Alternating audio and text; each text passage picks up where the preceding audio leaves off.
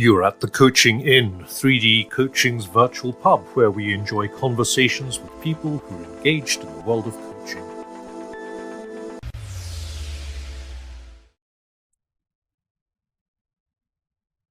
Hello and welcome to this week's edition of the Coaching Inn. I'm Claire Pedrick, and today I'm in conversation with Elizabeth Egan, who I know on a number of levels and who has just published a book, Personal Development Coaching in Sport, which I was asked to review at Coaching at Work. And I liked that because it's brilliant.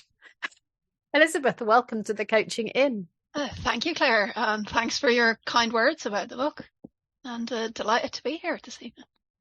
Great. So much to talk about. Tell us about your coaching journey, and then we'll see where we need to go from there.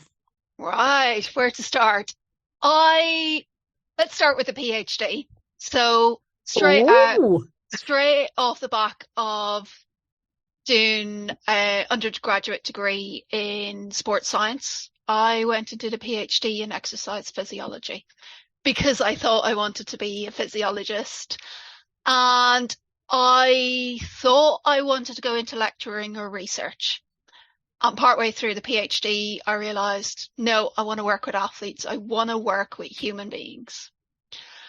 But I was on the wrong journey for that, it seemed.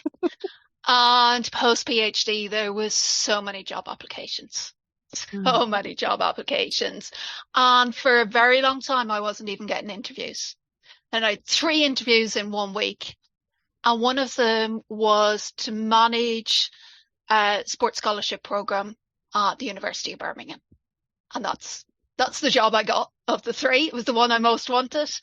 And as part of that role, I was expected to mentor athletes and also to put together a program to help other staff members to mentor athletes. Because mentoring was what it was called at the time. And it was in the very early stages of what has now become, depending on the organization, either personal development support for athletes or performance lifestyle support. Okay. A terminology that I'm not hugely fond of. But that's kind of where it started. And as I say, it started off being mentoring, and I was probably trying to put in some bits of my exercise physiology background, so around sleep and nutrition and helping people manage their lives to allow them to perform as best they could. Fast forward 16 or 17 years, I now have conversations with athletes where sport is the least important thing that we talk about. So it has become more and more like coaching, which of course is a complicated word to use in the sporting context because it means a very different thing. But probably the work I find most rewarding is getting groups of young sports people. So I work at University of East London, so I work with student athletes there. So most of them are aged 18 to about 25 or 6, because we get a lot of American students who have done their degree in America, want to extend their sporting career by a year or 2, and want to come to London. So they come for a year. So sometimes we have a slightly older group, but the kind of work I do with them is I used to call them workshops. There's no PowerPoints.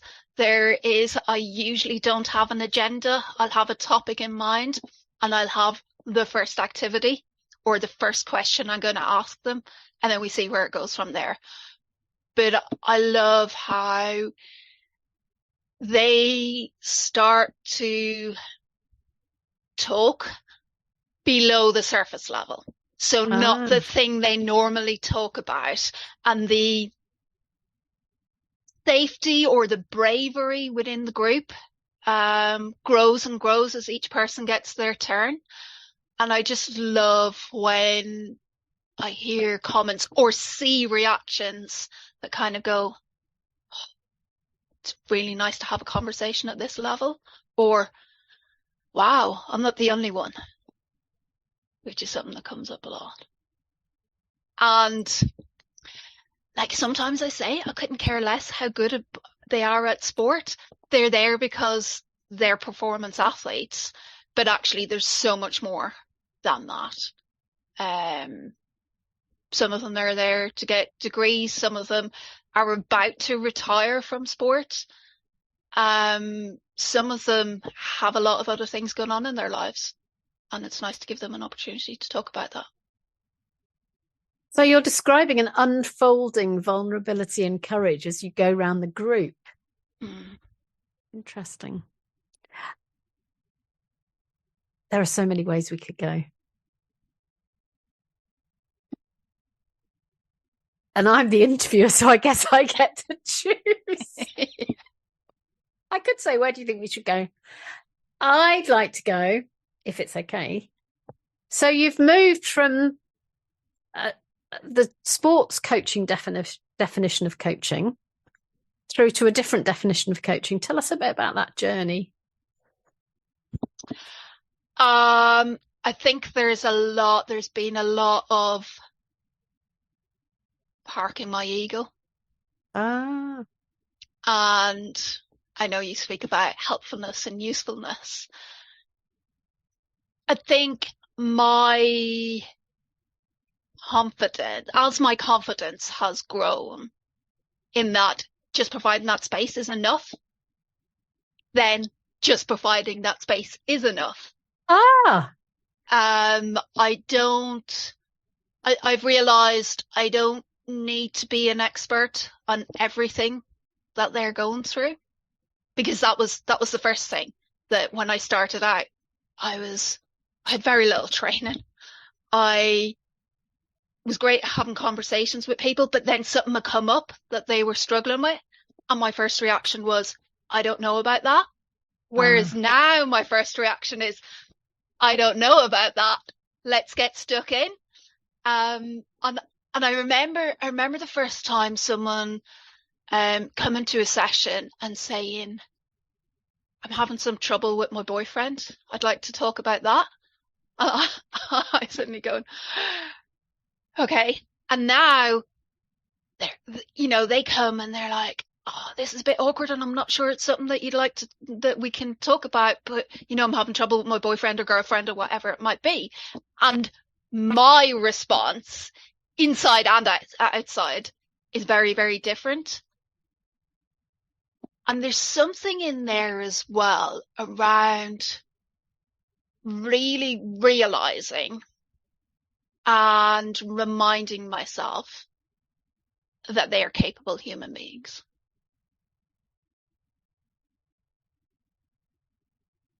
And I think particularly working in a university setting where we're the perceived adults and then there's the students, and kind of breaking that down and reminding everyone else around me as well, my colleagues, that these are capable human beings. Sometimes they do things that annoy us, but actually look how often we do that as well. Look how often we show up to a meeting and are not engaged or are late or have excuses or whatever it might be. And there's something really powerful about being able to see those capabilities in people. And there's something around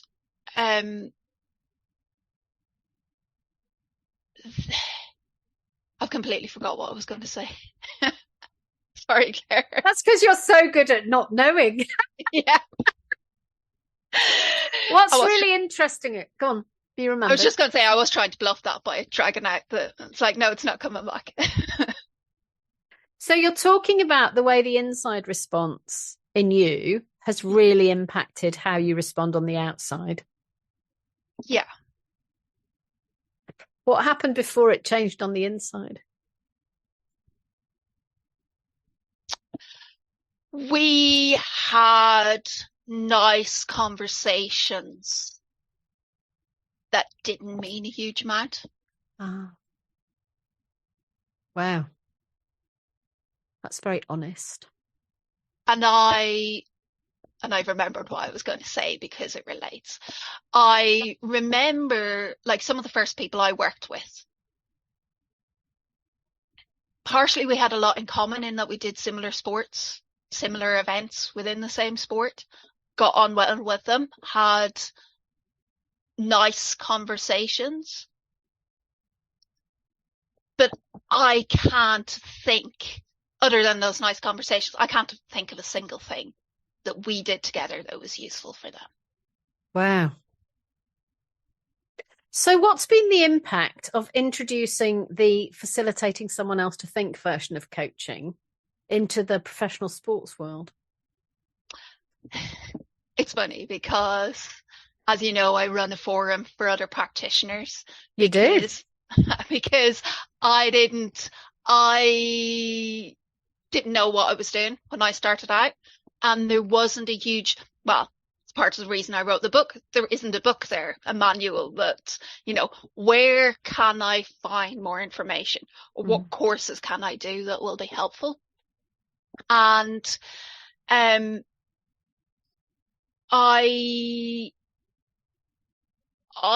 through the forum I have lots of conversations with people, and it's the same thing. Someone joins the group and the first question they come up with is, oh, I need to run some workshops. Like, what do I run workshops on? Or I need to do a workshop on this. And they're talking about information. And the first thing I say to them is, don't use slides. Don't use PowerPoint presentation. If you have students in front of you in particular, they've been sitting in lectures all day. Make that space different. And it's interesting because I'm aware of that coaching process. I've learned it the hard way, and I want to provide that information to other people, but I also recognize they kind of need to see it for themselves as well. So I try to model it as much as I can through the forum sessions that we run or anything else that I deliver. So we ran a full day. It was the event we used to launch the book in Leicester in the end of November. So it was a full day with practitioners, and there wasn't a single PowerPoint presentation. Hooray! Sorry. That slipped out. That's my feeling on the inside too when I can do a day like that. And the funny thing was I had a couple of tools that I brought with me that I thought would be useful, and I had a rough list of the topics that I thought we might cover. That was it. That was my planning for the day. Not that I was underprepared, but I was very open to, let's see how this goes. And the start of the day, I had asked, oh, is there anything in particular you want out of this day? And I'd had something around contracting in there. And by contracting, I was using the Stoker's questions. I was introducing them to the group. And someone had seen that and they said, actually, do you know what? I'd love to learn about or to explore contracting within a group. So I was like, right, let's have a think later about how we do that. Nice. And kind of on the spot, I was thinking, right, how do we explore this? So we explored it as a group. I brought some cards with me. They were roads on them, different roads, and I got everyone to pick one that represented a road of where they were right now on their journey. Nice. We sat around in a group, exactly how I do with the athletes, and asked them, right, what do we need to share before we get started? And everything that we need to include in contracting came out from that. And everyone's like, oh, wow. And even I was thinking, oh, wow, it's that simple. Because it's normal, right? Yes. Yes. And it's English or whatever language you're delivering it in. Yeah. Yeah. And you had prepared? Yeah. Because you'd prepared for 16 years and 8 years and 4 years and 2 years and 1 year. Yeah.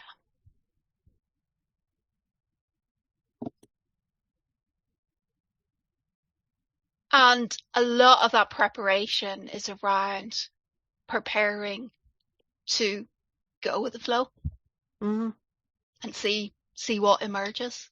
Yeah. A word which I find myself using so much in the last few weeks.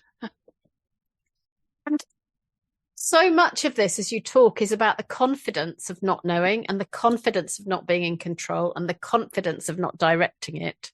And as you talk, it's clear that it's inside you.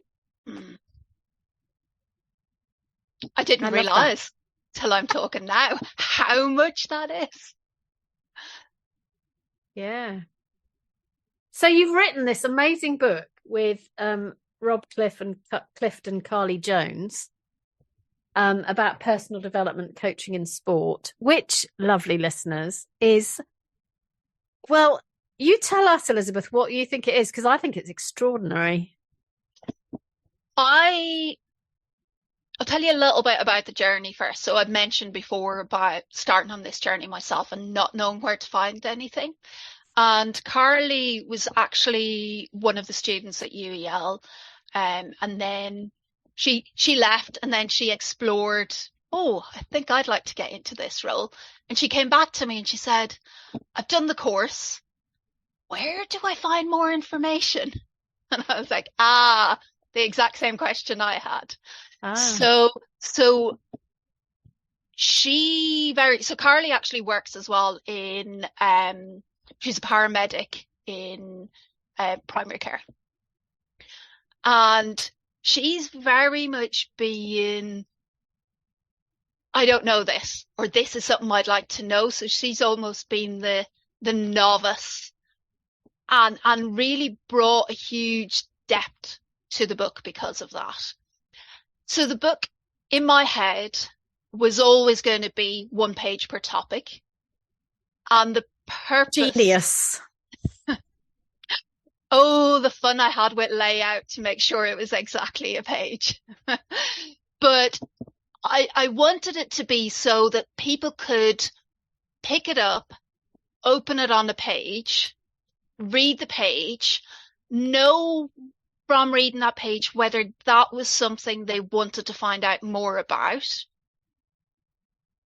and then know where the next steps were to go and to find out more. So that's very much what the book is about. Well, what the book looks like. What the book is about, probably 3 things. We put the ethics stuff first, because I think particularly in the world of sport, there's a lot of conflicts of interest and potential boundary crossing that we're not even aware of. And I look back to some of the situations I was in when I started out because of that very small age difference between myself and the people I was working with, and the fact I was still training as an athlete and sometimes training in a group with these individuals.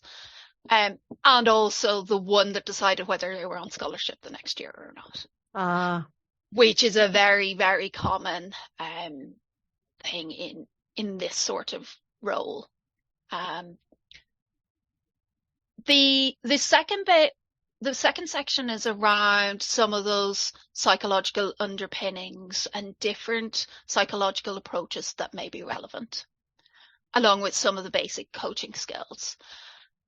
And again, I wanted to help readers realize that there is a lot of information out there that's just not branded as sport. There's a lot of relevant, well, the whole world of coaching is relevant to what we do.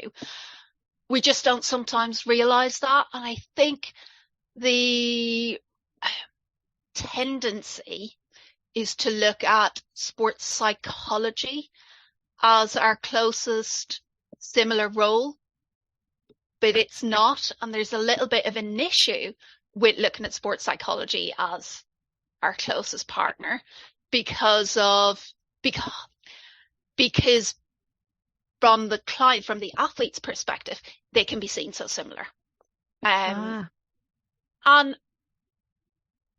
some practitioners would provide both. They would be trained sports psychologists, also providing personal development type support. And then the third bit, we've covered a whole range of common topics and themes that come up. And as the book was being nearly finished, I was sometimes lying in bed and thinking, have I included too much information there? Because I wanted to be very much, I know nothing about retirement from sport. And then they open the book and go, oh yeah, it's just coaching skills. There's some relevance, but actually I've got this because it's the same procedure. It's putting the athlete in, they're the expert around the content, and you're just using the process the same as you would in any other situation. So there was a little bit of, I really hope that's come across, that it's like there's loads of information around themes, but it's more, well, this is just common sense rather than I need to be an expert in this. I think the layout of the book is genius. As I said in the review at Coaching at Work, because it truly is like the notes from every course that you've ever been on, if you're a course junkie, summarized into a sensible order where you can actually access them. It's fantastic. And I think it goes way beyond personal development and coaching in sport, because I think it's just a great dipper inner with all those beautiful signposts into other resources. Everybody should read it. Personal Development Coaching in Sport, a guide for practitioners. Direct from Elizabeth. Contact her on LinkedIn. Yes, Elizabeth please. Egan. There we are. Please do. So, what do you think we should call this episode?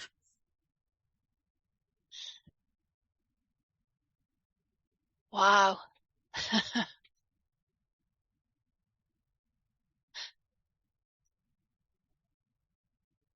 There's something around a journey.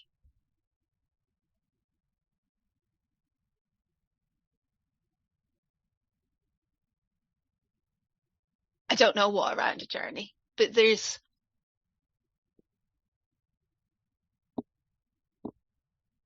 I think I've been on a journey, not necessarily knowing where I'm going. But when I look back, it makes perfect sense. Everything along the way has added in.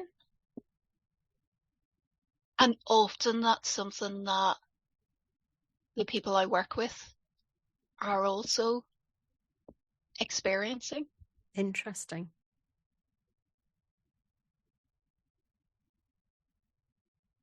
Particularly around, what it is they do outside sport.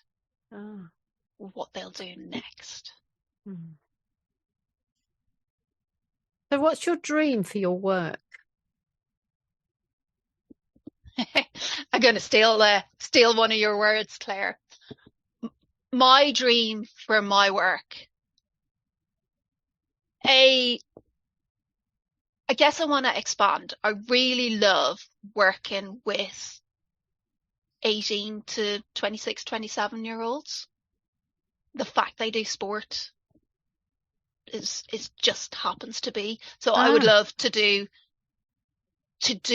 that group work that I do with people that don't do sport. Interesting. And provide that space to them. The bit I'm going to steal from you, the bit, because I'm so passionate around helping other practitioners out and have just started on my supervision journey. But cool. My dream is that everyone simplifies it, particularly in terms of workshops. Don't bombard individuals with more information. Yeah. They've probably heard it all before. Yeah. Give them the space to work out how they want to use that information or how they want to use their own information. Mm. That's beautiful. Simple, isn't it? So what's your dream for the book? Oh, I have a whole series of books in my head.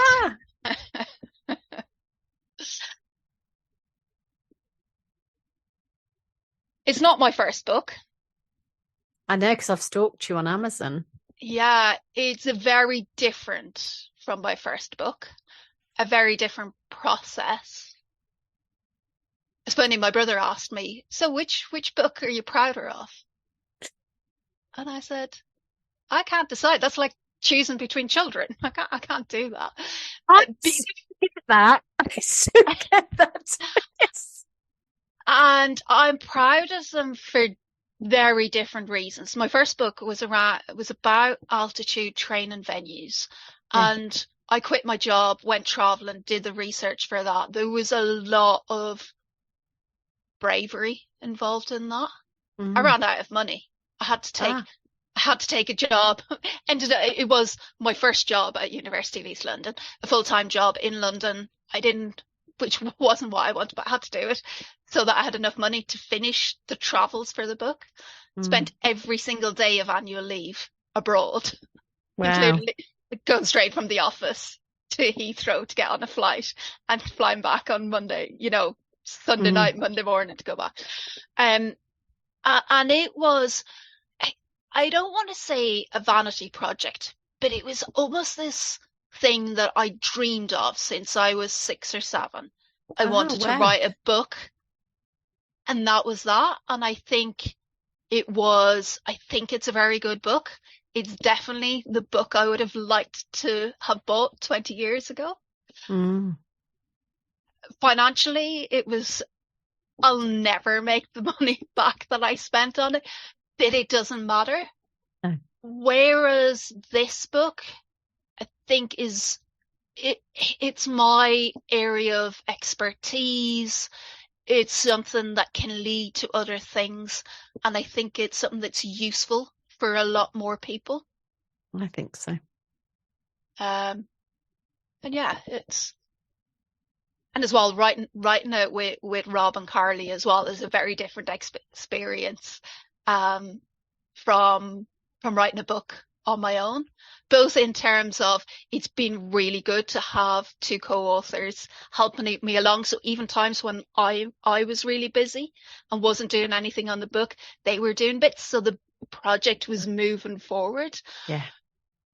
But also, it's 3 people that need to agree on things. Which you talk about the layout. There were so many discussions around, right, does this bit go with that section or does it go with the next section, and do we need to put that first or second? And lots of not quite cutting out things like you might do, Claire, but there was lots of moving around to, well, let's do that list of contents and see what it looks like. And it was lots of that. And what's the most significant thing that you've learned on this whole journey, Elizabeth? Wow, what a question.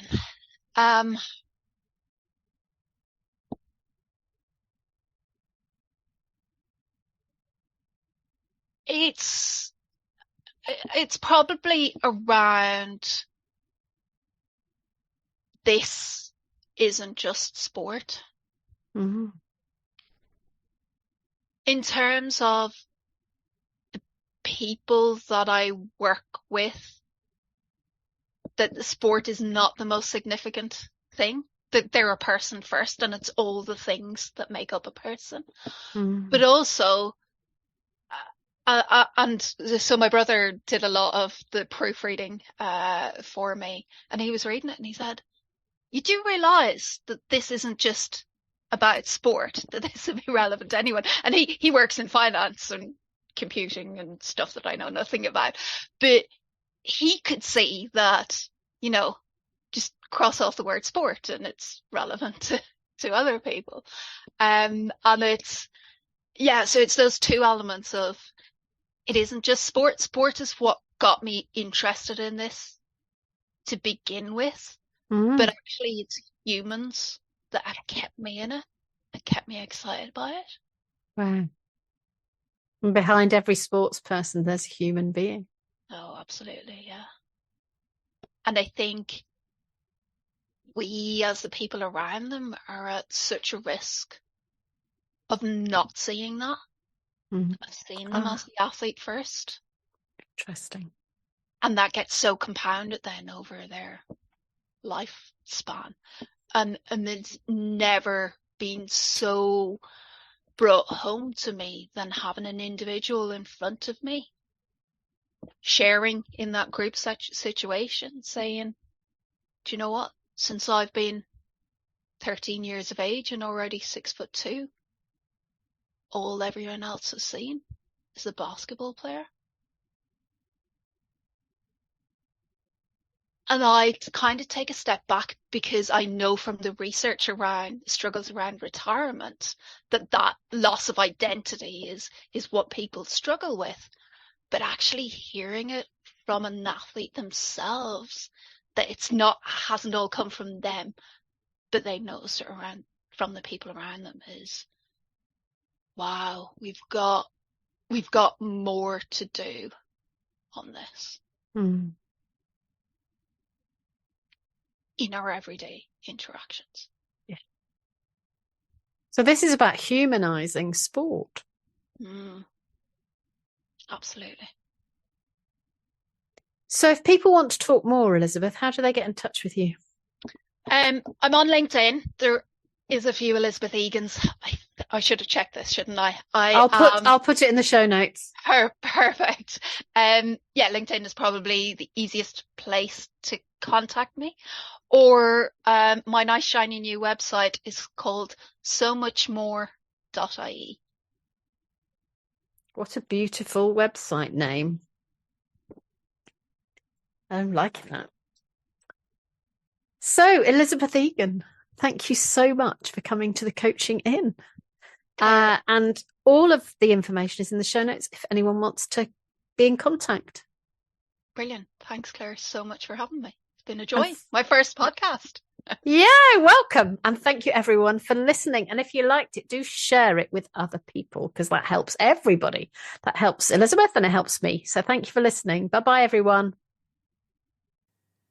If you've enjoyed what you've heard today, we'd love you to share the podcast with a friend or leave a comment on social media.